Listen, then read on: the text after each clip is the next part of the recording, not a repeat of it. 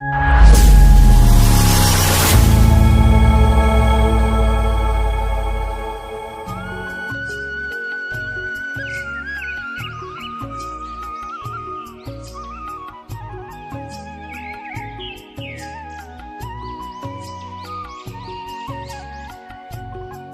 समय पहले की बात है। एक गांव में बिरजू नाम का एक गरीब किसान रहता था। उसका बहुत छोटा सा परिवार था। उसके परिवार में एकमात्र उसकी बेटी थी, जिसका नाम लाली था। बिरजू ने बहुत ही शौक से लाली को शहर में पढ़ने के लिए भेजा था। बिरजू की बेटी लाली बहुत ही गुणवान और होशियार थी। उसी गांव में बलवंत सिंह नाम का एक लालची और बेईमान जमींदार रहता था। वो अपने ज़मीन गरीब किसानों को ठेके पर देता था और उस ज़मीन के बदले वो गरीब किसान से बहुत ज़्यादा कर वसूलता था। ज़मींदार बलवंत सिंह बहुत ही ज़्यादा लालची था। वो गरीब किसानों को बहला फुसला कर पहले तो अपनी ज़मीन ठेके पर देता और बाद में किसानों से ही शर्त रख देता था। इन गरीब किसानों की भी क्या जिंदगी है। बस 2 वक्त की रोटी के लिए दिन भर काम करते रहते हैं और पूरी जिंदगी 2 वक्त की रोटी के लिए तरसते रहते हैं। और मुझे देखो, मैं बस इन्हें आदेश देता हूँ और समय आने पर सारी फसल हमारे गोदामों में भर जाती है और ये गरीब किसान हमारे आगे जी हुजूरी करते रहते हैं और हमारे सारा काम करते रहते हैं। इसे कहते हैं दिमाग हो तो बलवंत सिंह के जैसा, वरना ना हो। हाँ मालिक, आप तो यहाँ के जमींदार हैं और किसानों को अपनी मुट्ठी में रखते हैं। इनको कैसे इस्तेमाल करना है ये आप भली भांति जानते हो। मालिक, यहाँ क्या अगल बगल के और भी गांव पर आप ही का राज्य है। आपकी मर्जी के बिना तो एक पत्ता भी नहीं हिलता। इसीलिए तो मैं यहाँ का राजा हूँ। मैं इन बेवकूफ किसानों को ऐसी ऐसी शर्त पर जमीन उधार दे रखी है कि मेहनत ये करते हैं और फसल मैं अपनी मुट्ठी में कर लेता हूँ। आखिर इनकी औकात ही क्या है मेरे सामने।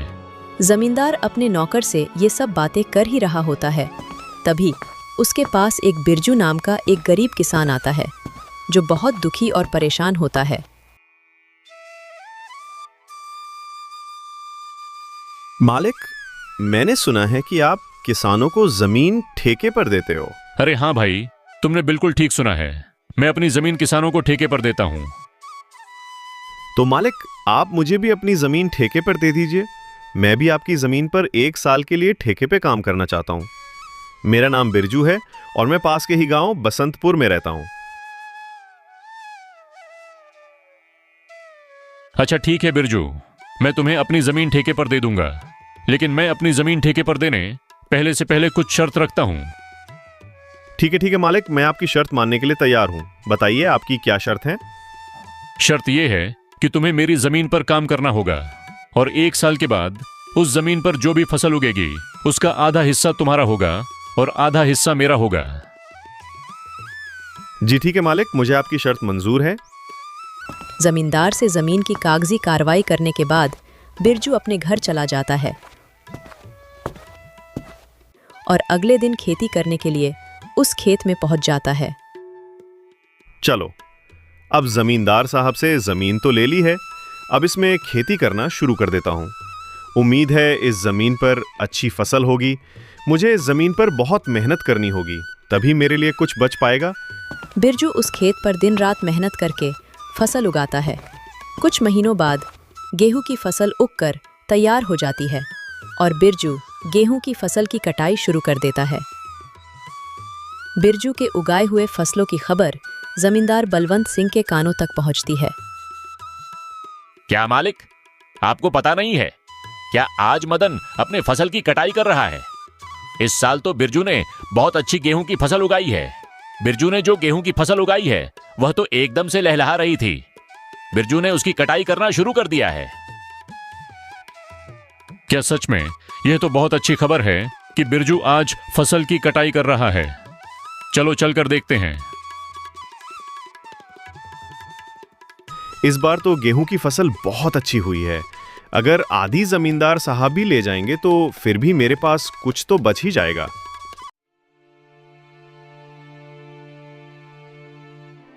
अरे बिरजू, तुमने तो फसल तैयार कर दिया और इस बार की फसल तो बहुत अच्छी लग रही है देखने में।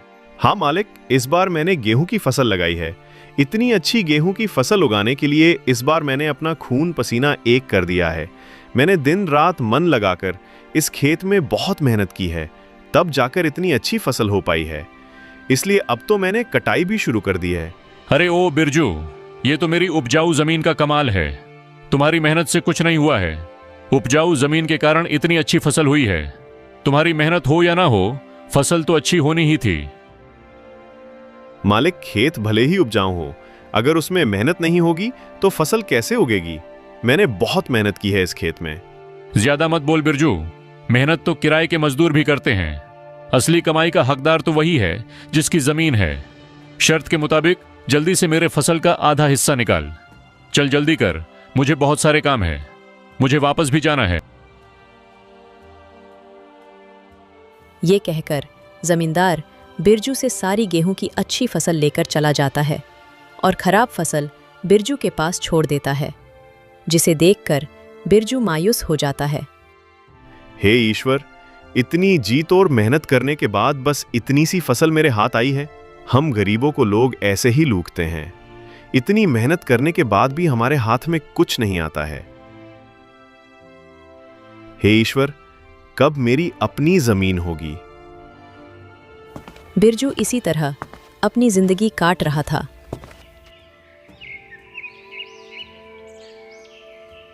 कुछ महीनों बाद बिरजू की बेटी लाली, जो शहर पढ़ने के लिए गई थी, वापस गांव आ जाती है। वापस गांव आने पर जब उसने गांव का नज़ारा देखा तो उसे बहुत दुख हुआ।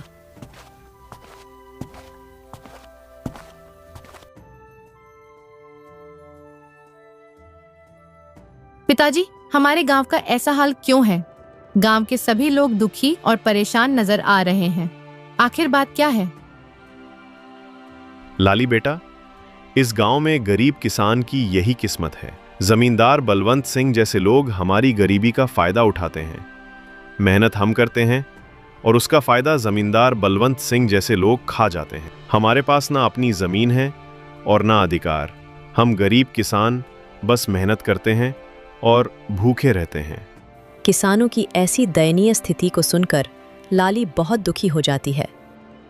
पिताजी, आप चिंता मत कीजिए। अब मैं आ गई हूँ और यह अन्याय अब और नहीं चलेगा। आज से मैं आपके साथ खेतों में काम करूंगी और उस लालची जमींदार को उसी की शर्तों में बांध दूंगी। मालिक, अब से मैं पिताजी के साथ खेतों में काम करूंगी। अगले ही दिन लाली जमींदार बलवंत सिंह के यहाँ पहुंच जाती है। अरे लाली, तुम यहाँ कहो, क्या बात है? मुझे ठेके पर कुछ जमीन चाहिए। तुम तो एक लड़की हो, अब तुम खेती करोगी? अरे तुम अभी बच्ची हो, तुम्हारे अंदर इतना दम नहीं है। तुम पढ़ी लिखी लड़की हो, खेती नहीं कर पाओगी। नहीं मालिक, ऐसा मत बोलिए। भले ही मैं पढ़ी लिखी हूँ, मगर हूँ तो एक किसान की बेटी ही ना। खेती करना मुझे अच्छी तरह से आता है। अच्छा चलो ठीक है, तुम्हारी बात मैं मान लेता हूँ। वैसे भी काम का क्या रह गया है? पढ़ लिख कर तो सभी ऐसे ही बेरोजगार घूम रहे हैं। आपका बहुत बहुत धन्यवाद मालिक। अरे धन्यवाद बाद में दे देना, पहले मेरे नियम और शर्तें को सुन लो। आपकी क्या शर्त है मालिक, बताइए। जमींदार बलवंत सिंह, ये तो बच्ची है। इस बार कुछ ऐसी शर्त बता देता हूं जिससे इसकी सारी फसल मेरी हो जाएगी। वैसे भी इसके पिता बिरजू हर साल गेहूं ही लगता है, तो ये भी गेहूं ही लगाएगी। अच्छा लाली सुनो, तुम जो भी फसल लगाओगी उसका आधा हिस्सा मैं रखूंगा और आधा हिस्सा तुम रखोगी। लेकिन ऊपर का हिस्सा मैं रखूंगा और नीचे का हिस्सा तुम रखोगी। अगर तुम्हें मेरी यह शर्त मंजूर है तो बोलो। ठीक है मालिक, मुझे आपकी शर्त मंजूर है, ऐसा ही होगा।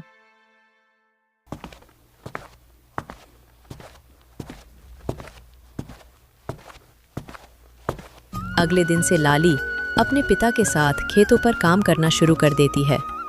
लाली ने इस बार धान की बजाय आलू की फसल लगाई और कुछ महीने बाद फसल तैयार हो गई। आलू की फसल इस बार बहुत अच्छी हुई थी। अब लाली और उसके पिता दोनों खेत से आलू की फसल निकालने लग जाते हैं।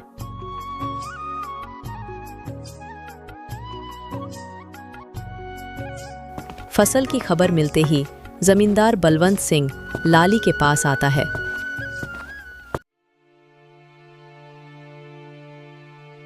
अरे लाली, शर्त तो याद है ना तुम्हें?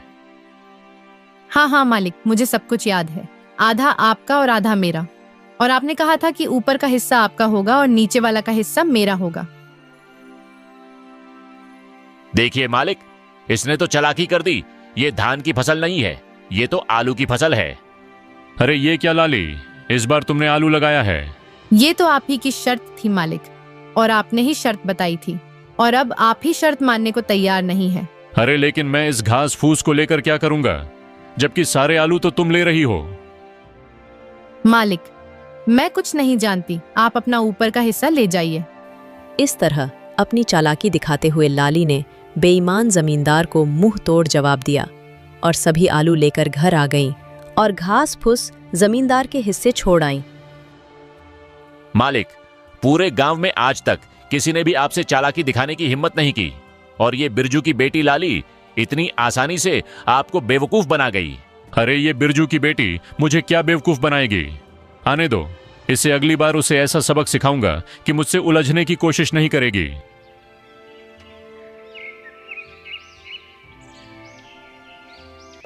कुछ दिनों के बाद लाली दोबारा जमींदार के घर जाती है।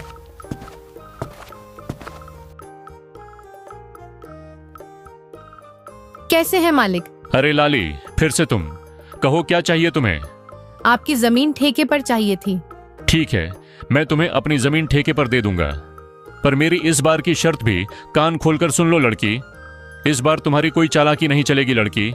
इस बार नीचे का हिस्सा मैं लूंगा और ऊपर का हिस्सा तुम्हारा होगा। क्या तुम्हें मेरी यह शर्त मंजूर है? मालिक, मुझे आपकी शर्त मंजूर है। मालिक, इस बार फसल के ऊपर का भाग मेरा ही होगा। इस तरह लाली जमींदार से बात करने के बाद घर आ जाती है। इस बार भी लाली दोबारा खेती करने की तैयारी में जुट जाती है। लाली इस बार गेहूं की फसल लगाती है। कुछ दिनों बाद गेहूं की फसल काफी अच्छी उगाती है। अरे वाह, इस बार तो गेहूं की फसल खूब अच्छी दिख रही है। मजा आ गया। आने दो उस बेईमान जमींदार को, तब उसे मजा चखाती हूँ। कुछ दिनों के बाद जमींदार लाली के पास आता है।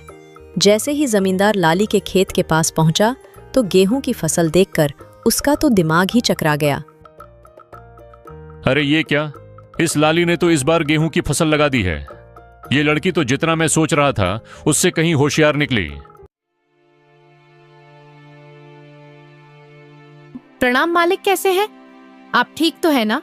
देखिए मालिक, इस बार मैंने गेहूं की फसल लगाई है और आपकी शर्त के अनुसार फसल के ऊपर का हिस्सा मेरा होगा और नीचे का हिस्सा आपका होगा। इस तरह अपनी चतुराई से लाली ने दोबारा जमींदार बलवंत सिंह को मूर्ख बना दिया और जमींदार एक बार फिर से धोखा खाकर गुस्से से तिलमिला गया। अरे मालिक, उस पिद्दी सी लड़की का दिमाग तो देखिए। आप जैसे इतने बड़े चालबाज जमींदार को उसने फिर से मूर्ख बना दिया। तुम सही कह रहे हो झुमरू, मैं तो उसे बच्ची ही समझ रहा था और उस बच्ची ने मुझे फिर से मूर्ख बना दिया। अगली बार उसे आने दो, फिर उसे बताता हूं कि जमींदार बलवंत सिंह क्या चीज है। लाली ने गेहूं की फसल की कटाई की और सारी फसल अपने घर ले आई और उस फसल का कुछ हिस्सा लाली ने गांव के जरूरतमंद लोगों में बांट दिया। लाली और बिरजू दोनों बहुत ही खुश थे। कुछ दिनों बाद फिर से फसल उगाने का समय आ गया। चलो, उस लालची जमींदार से आज फिर से मुलाकात करती हूँ और उससे ठेके पर जमीन लेकर फिर से फसल उगाती हूँ और देखती हूँ कि इस बार वह जमींदार शर्त में अपना में कौन सा खुराफाती दिमाग लगाता है। ये सोचकर लाली ठेके पर जमीन के लिए उस जमींदार के पास फिर से जाती है। अच्छा, तो तुम मुझसे मिलने के लिए फिर से आ गई। देखो लड़की, तुम मुझसे ज्यादा होशियार बनने की कोशिश मत करना। मैं भी जमींदार बलवंत सिंह हूँ। मुझे होशियारी नहीं आती है मालिक। मैं तो एक गरीब किसान की बेटी हूँ। होशियार तो आप लोग हैं जो गांव के गरीब किसानों की मजबूरी का फायदा उठा रहे हैं। अपनी जुबान पर काबू रखो लाली। ये तुम क्या बोले जा रही हो? जिस काम के लिए आई हो वो बात करो। यहां ज्यादा ज्ञान बांटने की जरूरत नहीं है। ठीक है मालिक, चलिए काम की बात करते हैं। मुझे इस बार भी आपकी जमीन ठेके पर चाहिए। बताइए मालिक, इस बार आपकी क्या शर्त है? हाँ, शर्त तो है। तू खुद को बड़ा होशियार समझती है ना लड़की। इस बार फसल का ऊपर का और नीचे का हिस्सा मेरा होगा और बीच का हिस्सा तेरा होगा। अब बोल, क्या तुम्हें मेरी ये शर्त मंजूर है? बिल्कुल मंजूर है मालिक, जैसा आप कहें। अच्छा ठीक है मालिक, तो अब मैं चलती हूँ, मुझे फसल उगाने की तैयारी भी करनी है। लालची जमींदार की बात मानकर लाली अपने घर चली जाती है और वो फिर से फसल उगाने की तैयारी में लग जाती है और इस बार वो गन्ने की फसल लगाती है। लाली ब्या, इस बार तुमने खेत में कौन सी फसल लगाई है? पिताजी, इस बार मैंने गन्ने की फसल लगाई है। फसल काफी अच्छी हुई है। इस बार भी आमदनी अच्छी होगी पिताजी। ये तो बहुत अच्छी बात है बेटा, तुम बस ऐसे ही मेहनत करती रहो। कुछ महीनों बाद लालची जमींदार और उसका नौकर दोनों लाली के पास आते हैं। मालिक, इस बार तो लाली का दिमाग ही चकराने वाला है। इस बार तो आपने शर्त ही ऐसी रखी है, ऊपर का हिस्सा आपका और नीचे का भी हिस्सा आपका। तुमने बिल्कुल सही कहा झुमरू। इस बार मैंने अपने दिमाग का 100% उपयोग करके ब्रह्मास्त्र छोड़ा है। मैं भी अब देखता हूं वो किसान की बेटी लाली कैसे बचती है। इस तरह दोनों बातें करते हुए खेत के पास पहुंच जाते हैं और जैसे ही वो खेत के पास पहुंचते हैं तो देखते हैं कि इस बार लाली ने गन्ने की खेती की है। मालिक, ये लाली तो आपकी भी अम्मा निकली। देखिए जरा, इस बार उसने कौन सी फसल लगाई है। अरे ये क्या, इस लाली में तो इस बार गन्ने की फसल लगाई। अब बताओ भला, ऊपर का और नीचे का हिस्सा मेरा होगा और बीच का हिस्सा उसका होगा। मतलब इस बार भी मेरे हिस्से में घास फूसी आनी है। मैं इस बार भी बेवकूफ बन गया, मान गया इस किसान की बेटी के दिमाग को।